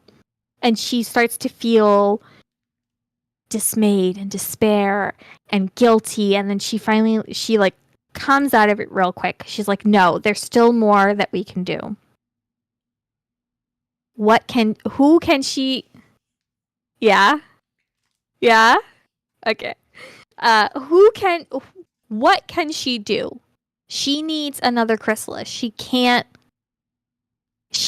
fight the black tortoise. She can't fight the army by herself. And you know who still has a chrysalis because he was buried with it? The Emperor General Shinjen. So that is where she's going. She leaves Asia with the white tiger, and she leaves to go find a nomad, and she does because they have like a vaccine and an antiviral, like just in case, because flower pox is still a thing with the nomads and probably the Huntons as well. So she finds a nomad and she shows them what she has, and they take her to where the yellow dragon, which is the Emperor General's chrysalis, where the yellow dragon is. Did you finish? No, I'm like 2 pages away. Hold on, I gotta write something down. Okay. Oh, okay. Um, so with the help of the nomads, Zitian gets the Emperor General awake. And it's true. The rumors are true. He really did cryogenically preserve himself until he could get a cure, right? And she tells him, she gives him something. And then she's like, I need your chrysalis. I need your power. Yeah. And he's like, cool, sure, whatever, but you wouldn't last with me. And she's like, actually, sir, I can. But we are going to switch seats. And he's like, no, I'm not getting in the woman's seat. You get in the woman's seat. And she's like, if you want your flower pox to be controlled, you're going to get your butt in the yin seat. And then she drops a bomb on him that it's been 221 years since he cryogenically froze himself with his water chi. And that is enough for him to just obey her. And he willingly gets in the yin seat. She gets in the yang seat. And so they go in the yellow dragon. And she is, so again, she's poor Zitian. She's constantly being stuck in these mind realms, right? With these pilots. She is in a mind realm, right? And there's a bunch of like hungry ghosts that are like trying to get to her. And all of a sudden she hears Charming Lady. And there is Shimin. You finished? Okay. There is Shimin trying to get her through this. And he's like, please remember who you are, remember me. Right? And she's reliving all of his memories again, which, ow, first of all. Second of all, how dare you, Jiren Che Xiao? Like, why would you do that? And, he has this, when she finally realizes that it's Shimin, she's like, please don't go, like, please stay, like, he's like, I'm not going anywhere, don't you get it? I came from within you, everything I was now lives on right here. He touches my temple, then kisses my forehead. I will always be a part of you. I was not, the way I was beside myself reading this, right? And then she hears a medley of voices. All of the people, Ija, Shimin, her big sister, her mother, her grandmother, telling her to be their nightmare. And then she finds her way to a throne. Because, of course, this Emperor General little boy has a throne. And he just looks at her and goes, this is new. And just the audacity. The audacity. And I can't wait for more. But how are you doing? All right. Listeners. Did you go? Yeah. Multiple things happen after this. Yes. Can you do it without crying? Because I almost could not. Yeah, no, it's fine. So, she being who she is a badass, right? The Emperor and her defeat the Water Empress, we're finding out multiple things very quickly. We're finding out that even this mentor that she was kind of leaning on to be there for her was Mhm. also okay with the idea of them dying once this counterattack happened, Mhm. right? So she's finding enemies where she thought there were allies, and she's finding allies where she thought there were enemies. Mhm. And we know that Shimon is dead, and that sucks. It's like so bad. And as it continues, right, she's having this moment where she has, I think, a very important conversation with the Emperor. And Mhm. she's like, I need you to clock a couple things very quickly. One, we are no longer those in power, we are just fancy celebrities. Mhm. So if you want to continue to be in power, we need to work together. He doesn't even Mhm. hesitate. This man don't hesitate. Nope. He says, all He right. he immediately just goes with what she says, which is so interesting. And so dangerous. So dangerous, but also like I can't wait to find out more about him, hopefully in the next book, because there's a reason for that. And I would very, very, very much like to know Yeah. what that And reason is. so he says, like, okay, we'll do, whatever. And so she broadcasts basically, and she says, the army has been lying. She tells them everything, right? Mhm. Then what they believe is their trump card is they have her family basically at gunpoint, and they're like, Yep. hey, don't do this or they die, right? I'm gonna Mhm. keep it for real with you. I'm gonna keep it 100. I said, let them die. Let him die, let him die, let him Like, shrivel up and die. she has been, not necessarily because it's what I would have done in that situation, but because it's what she has done this entire book, is she has been aware of when they're trying to manipulate her, and she does the opposite of what they want. So I knew Yes. that they were going to make it out of this, right? And they don't help their case because they immediately try to plea for her brother. And she's like, Mhm. "Oh, is Mhm. this what that would have been like if I was a guy?" And Mhm. then And then um she says, she says, "My "You're in my my way." And then you're in my way." and And then crushes it. yep. Crushes them, crushes the building, wrecks it. And so then second what should have been a trump card comes in, right? And it's Jesus' father. And he's like, "Hey, you don't know how to run a country. Yeah, let me Have do it. me come in, I'll do it. or if anything, I will show my son your video." Right? Which is a weird bribery tool, Yeah.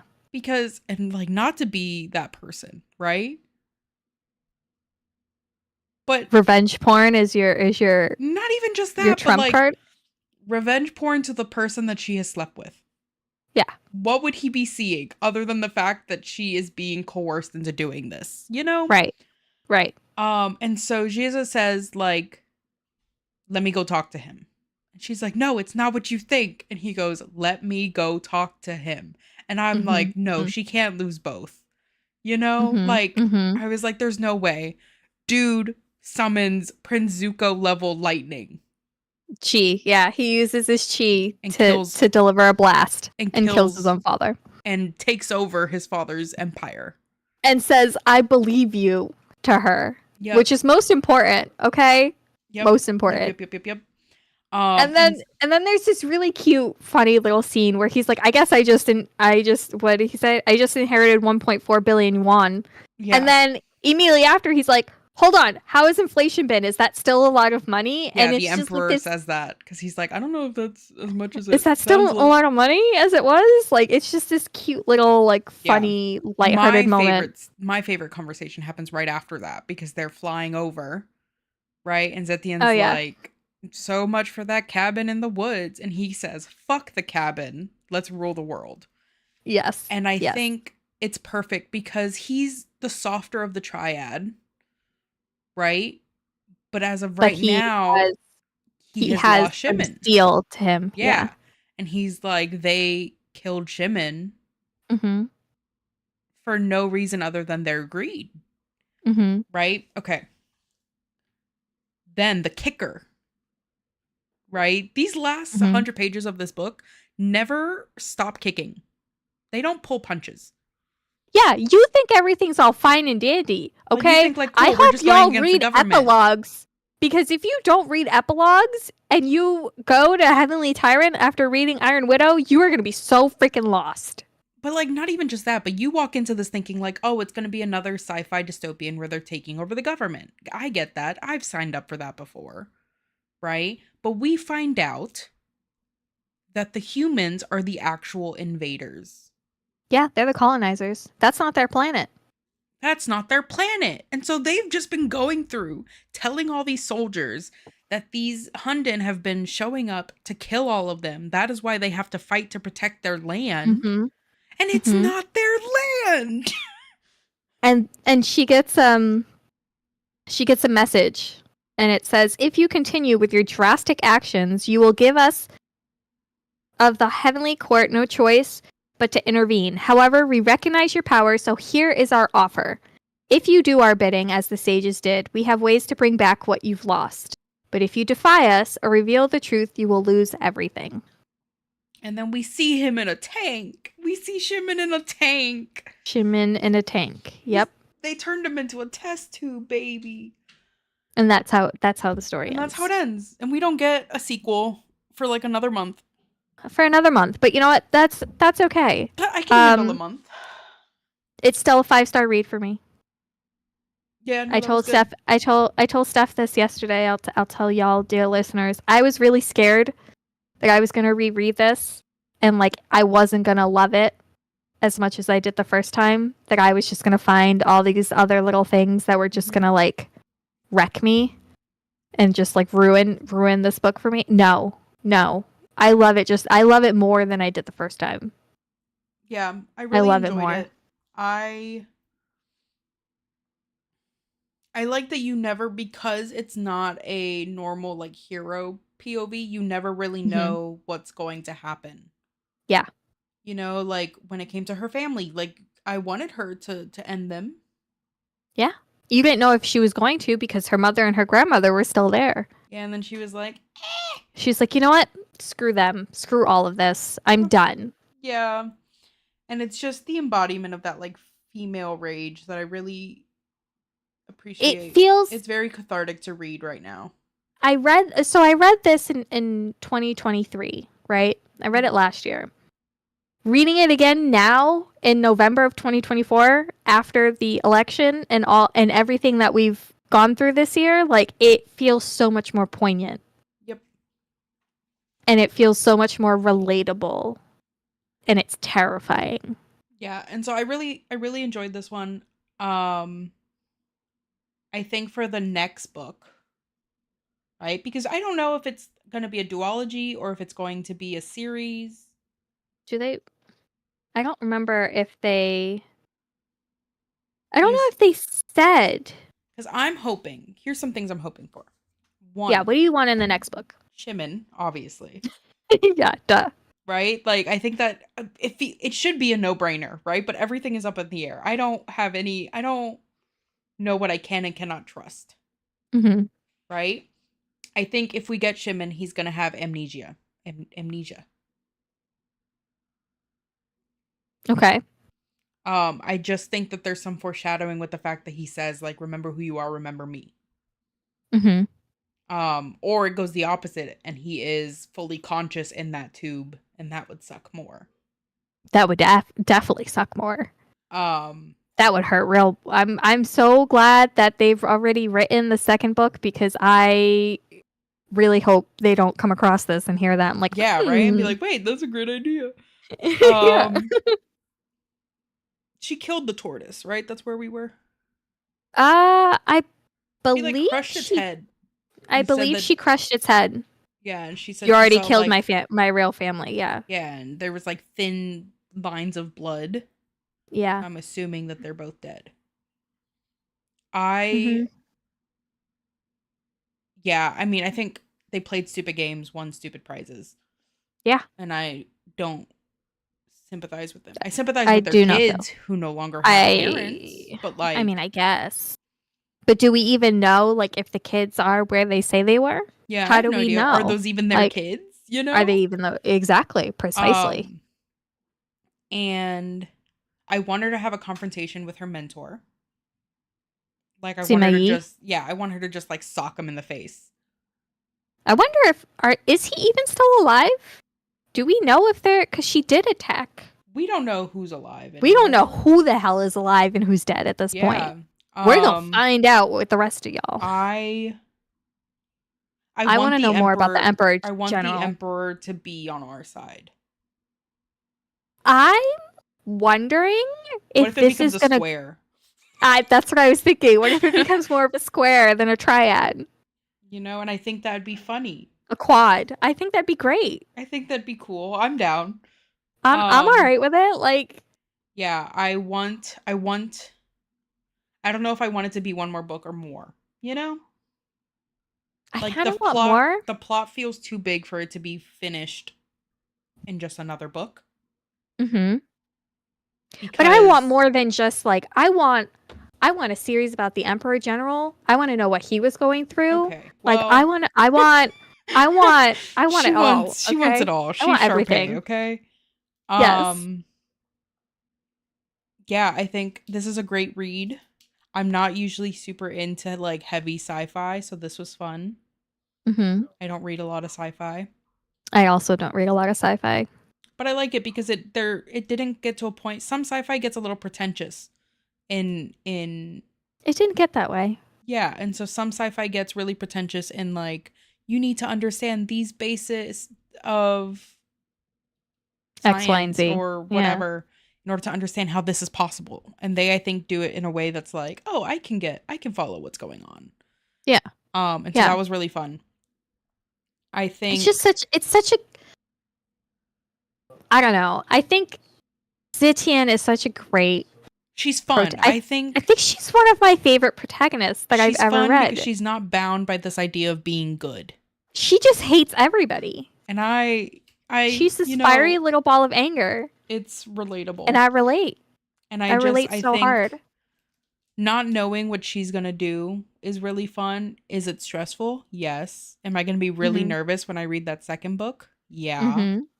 Mhm. But there is something so refreshing about having a protagonist that An eldest daughter protagonist with all this female rage and who just isn't deciding to acting be the on that bigger rage. person.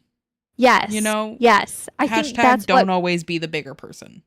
and like I think that is what really like brings me so much joy with Zitian is that like she is the embodiment of so many eldest daughters out there who are Mm-hmm. have like such anger Yeah. issues and daddy issues and mommy Don't issues you and they can't ever do want to anything about use it. fire chi to turn into a flying phoenix? Yeah, like I don't see anything. I don't see anything wrong with what Zitian's done. The only thing that she's done wrong is she underestimated a woman and she I don't underestimated how much power and money go. see. I think that's the. I wouldn't necessarily argue that she underestimated the tortoise. No, Like she underestimated the not the pilot, the no, but I'm his saying is consort. I don't even think it was a matter of underestimating her. I think she just didn't care. I think she considered her a friend. I Yeah, think she definitely but I considered her an guess ally and she thought that they were going to help. She that here would be here is overestimating, I would say. well no, here is I think what the problem is that like Zitian views every woman who goes into a chrysalis as a victim, right? So she assumed that That they would want to get out of the situation. yeah, that Zhu Yang was a victim and was being forced to do everything. So when she realizes that no, like she's actually in control and knows very well what's happening. Mm-hmm. Like that's a really like shocking moment for her of like, oh my gosh, like I thought that she was a victim and she's not a victim. She's just like them. Yeah. And I think that was hard for her. I It was think that hard was for hard me. for Zitian. Yeah, listen. There I feels was like hollering. some sort of moral fable lesson in here. Something about a tortoise beating a bird. There's something there, you know? They're drawing from some deep lore. I want to see more from the white tiger. I hope I love we the get way that more Chilau. they were in the cockpit. Yes. You know, like it really shows that they like have that deep love for each other. Yes. Like I want to know more about the pilot specifically because he has such a like fiery partner, Yeah. Mm-hmm. you know, for him Had to like I and want to he's Yang Guang's yeah. cousin, Yeah, well he also like during the match, and he like the also didn't crown, like he him. like clapped and like, you He know, was pumped for them, so I want more of him too. Like, yeah. what is But his deal? listeners, this has been our first Jess said she loves ever. you. Oh my god, I love Jess. This has been our first ever Margin Maven stream. Insta live and YouTube live. Yeah, we're Look at us multitasking over go. here. That's the beauty of having two hosts in two different places. Yeah. Is you can multi-stream without it being so complicated. Yeah. But we will be 100% probably cutting down the VOD a little bit just for like empty spaces and whatever, you know, doing some behind the scenes magic. But this Nah, post it video, as is. okay. Post it as This is. video, I mean, the video I think already, I don't know how YouTube works. I don't know how I think VODs work. I think I put it so that it automatically Then I mean, then goes. it'll be up, which just means that you guys won't get a new episode on Monday You'll because get this will this. be You have this. this. Multitasking like every eldest daughter should. Yeah, don't feed our egos too much. Suddenly we're defeating governments. Yeah. Um, but for those who are also unaware, we are nearing the end of season 1, Mm-hmm. and so that's pretty exciting. We will be hoping to do a lot more live streams like this in the near future. I think the next one that we have planned is like all the way in March for Haymitch's book. Oh, that's But we're right. reading it like on stream, so that'll be A fun. reading stream, yes. A reading stream with Sunrise on the Reaping. But as always, we appreciate each and every single one of you. If We you've love been you very here and much. you haven't been following us, make sure you press whatever buttons on whatever platform you're on. Please. Numbers make the algorithm happy. And we will see you guys in the next video. Yeah. We love Bye you. everyone. Bye.